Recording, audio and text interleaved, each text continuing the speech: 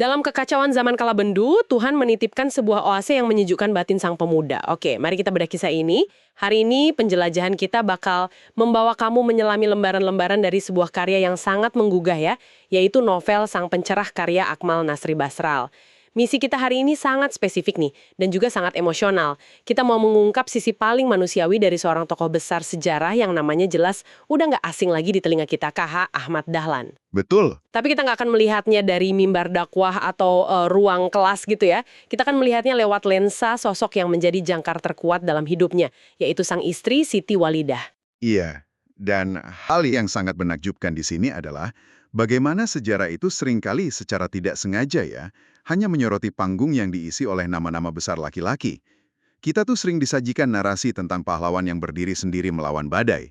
Tapi sumber catatan yang kita bedah hari ini justru memperlihatkan sebuah realitas yang jauh lebih indah dan kompleks. Benar sekali. Fondasi dari gerakan besar pembaruan Islam di Jawa yang kelak mengubah wajah pendidikan kita ternyata dibangun di atas sebuah romansa intelektual yang luar biasa teguh.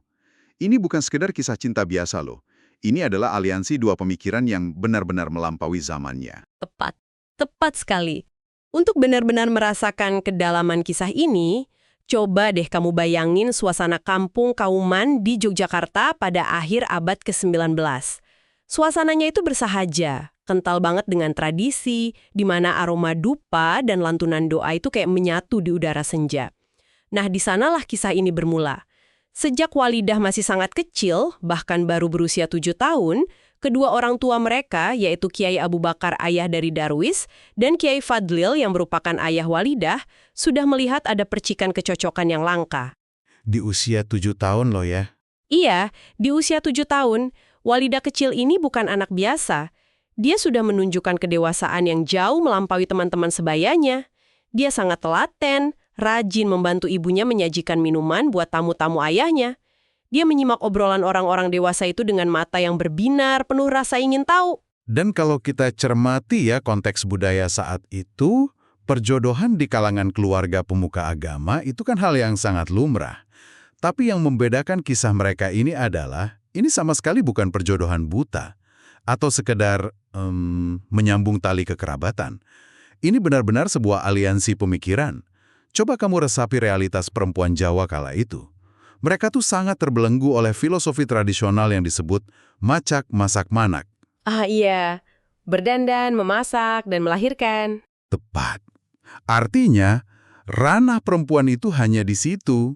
Mereka seringkali cuma diproyeksikan sebagai konco winking atau teman di belakang, yang urusannya ya nggak lebih dari batas dinding dapur. Tapi, keluarga besar di Kauman ini melihat sesuatu yang berbeda dalam diri Walidah. Mereka melihat ada kapasitas intelektual dan ketenangan batin yang pas banget untuk mengimbangi sosok Muhammad Darwis muda. Pemuda yang cerdas, kritis, tapi gelora pemikirannya itu kadang meletup-letup. Walidah disiapkan bukan untuk sekedar di belakang Darwis, tapi untuk berdiri kokoh di sampingnya. Nah, disinilah bagian yang sangat menarik. Meskipun ini tuh perjodohan yang diatur keluarga, benih-benih cinta di antara mereka tumbuh dengan sangat manis, sangat organik. Di lembaran novel ini, ada satu momen yang terasa sangat syahdu. Menjelang bulan puasa, ada tradisi padusan, tradisi mandi menyucikan diri. Di momen itulah, Darwis dan Walidah yang mulai beranjak remaja, tanpa sengaja saling mencuri pandang. Momen-momen khas remaja ya. Iya, ada senyum malu-malu, ada debar jantung yang mungkin baru pertama kali mereka rasakan. Cinta itu mulai bersemi di sana. Sebuah transisi yang indah banget ya. Dari sekedar rasa patuh pada orang tua, berubah jadi ketertarikan hati yang tulus. Dan ketertarikan ini terus dipupuk dengan cara yang sangat elegan loh, bahkan ketika jarak memisahkan mereka. Tak lama setelah masa remaja itu, Darwis kan harus berangkat ke Makkah untuk memperdalam ilmu agamanya. Dia di sana sampai bertahun-tahun. Selama Darwis di Mekah, komunikasi mereka cuma terjalin lewat surat-surat yang dikirim ke Kauman. Dan surat itu dibacakan oleh kakak kandung Walidah sendiri, yaitu Mas Nur. Iya, Mas Nur. Kamu tahu apa yang paling menggemaskan dari sumber kita ini? Setiap kali Mas Nur membacakan surat dari Darwis, yang isinya jujur aja sebagian besar tentang ilmu tasawuf, tafsir, gagasan berat tentang Islam, Walidah yang dengerin itu selalu salah tingkah. Pipinya sampai merona merah.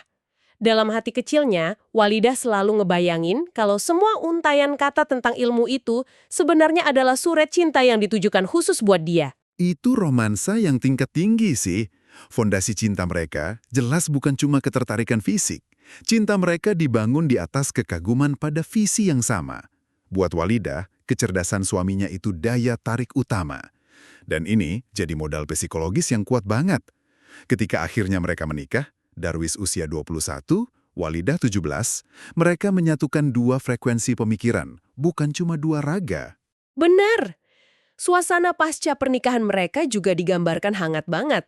Malam-malam yang sepi, ditemani lampu minyak yang temaram, mereka duduk berdua. Obrolannya bukan soal lauk pauk esok hari loh. Di bawah lampu itu, Darwis membagikan mimpi-mimpinya yang besar. Dia cerita soal kegelisahannya melihat umat yang terjebak kebodohan. Dan Walidah hadir bukan cuma buat nyangguk-mangguk pasif. Dia memberikan tanggapan. Iya, dia penanggap yang cerdas.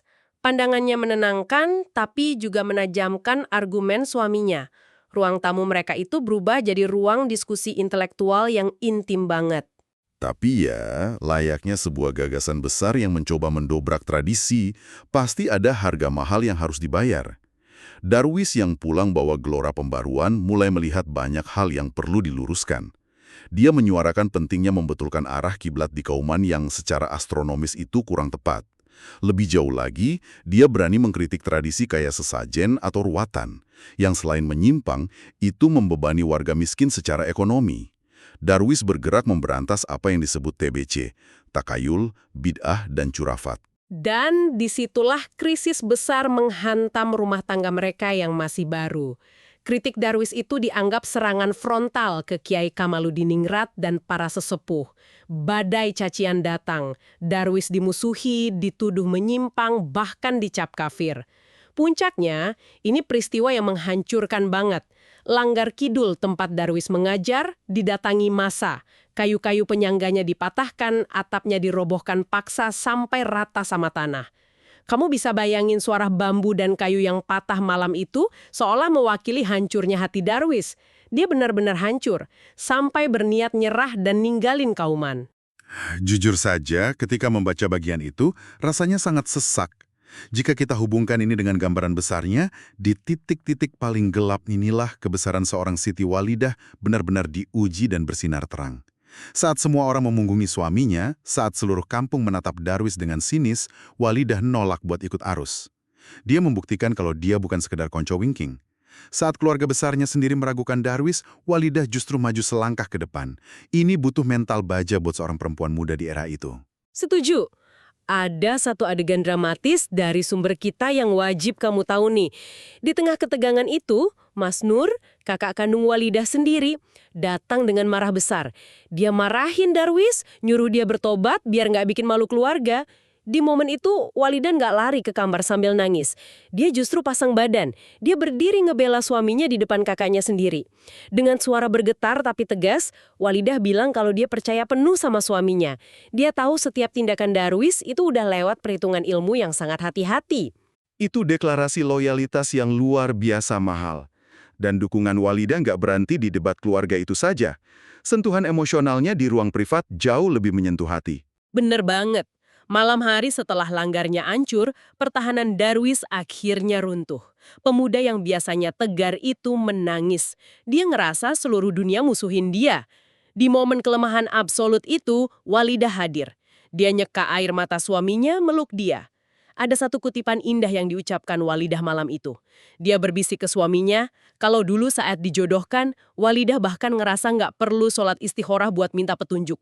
Kenapa? Karena di lubuk hatinya, dia udah sangat yakin kalau pria yang lagi nangis di pelukannya ini suatu hari nanti bakal jadi pemimpin besar umat. Itu suntikan nyawa luar biasa buat Darwis. Kata-kata itu mengubah segalanya loh.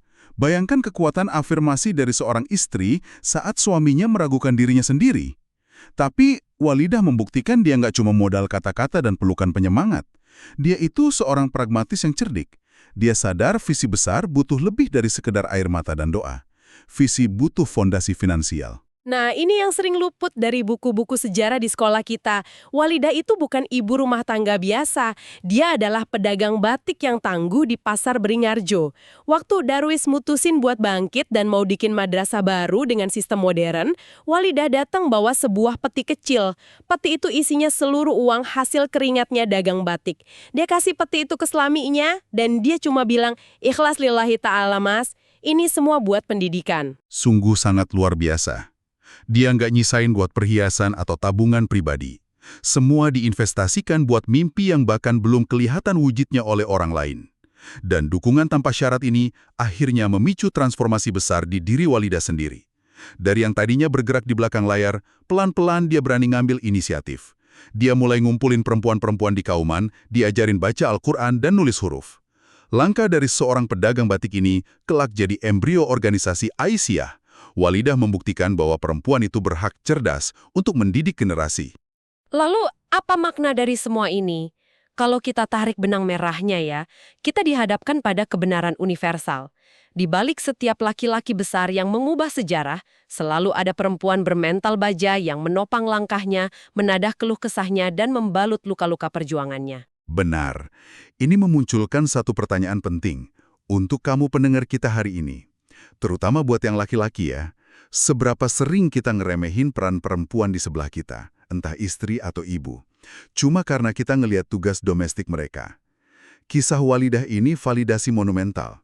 Ketangguhan mental, finansial, dan doa mereka lah yang seringkali jadi bahan bakar rahasia sebuah perubahan besar. Buat pendengar perempuan, ini bukti kalau peran kamu itu sangat monumental. K.H. Ahmad Dahlan mungkin adalah matahari yang mencerahkan Nusantara. Namun Siti Walidah adalah semesta yang menjaga matahari itu tetap bersinar di saat badai paling gelap sekalipun. Coba deh kamu renungkan satu hal ini. Bayangkan, kalau malam itu saat Langgar Kidul hancur dan Darwis menangis, Walidah milih buat setuju sama kakaknya. Nyerah aja pada tekanan sosial warga kauman demi nama baik keluarga. Mungkinkah sejarah pendidikan dan kebangkitan Islam di Indonesia bakal sama? Dukungan seorang pendamping hidup ternyata bisa membelokkan arah sejarah sebuah bangsa? Rumah tangga yang damai ini menjadi bekal penting, karena tak lama lagi Darwis harus meninggalkan Walidah dan kampung halamannya untuk mengarungi lautan ganas menuju pusat peradaban Islam. Perjalanan yang akan melahirkan nama baru, Ahmad Dahlan. Tetap di sini.